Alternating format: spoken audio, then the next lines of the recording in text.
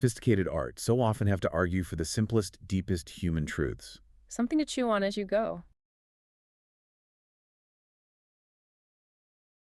Okay, let's unpack this. We are diving into a poem that starts with, well, maybe the most audacious opening line in love poetry ever. I think you might be right. It's a declaration of love that just immediately tells the whole world, and some, very specific busybody, to just be quiet and let him love.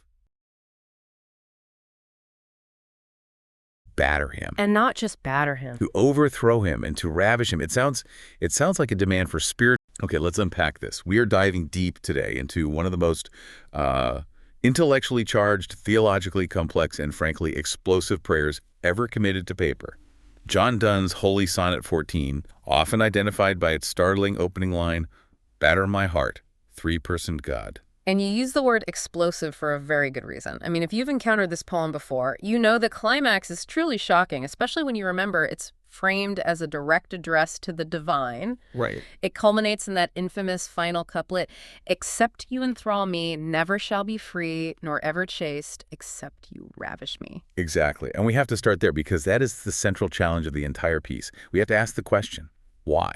Why would a man who is striving for holiness, a man on the cusp of becoming a major cleric in the Anglican Church, ask God, the source of all peace and light, to batter him, And not just batter him. to overthrow him, and to ravish him? It sounds like a demand for spiritual annihilation, not for salvation.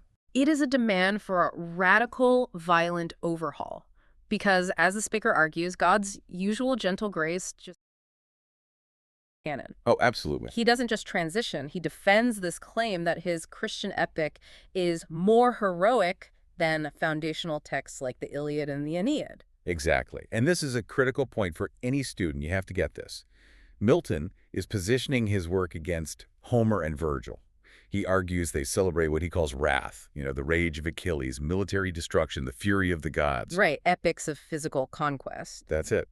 And Milton argues that his subject matter, these Christian concepts, possesses a better fortitude of patience and heroic martyrdom. Beautifully painful detail. So Eve is alone, tending flowers, and Satan, in the form of the serpent, finds his perfect, unchallenged moment. And the sources note his immediate reaction is one of intense momentary shock. He is stupidly good for a brief period. He is completely taken aback by her graceful innocence and beauty. This is a critical psychological moment. This means Satan is redeemed. It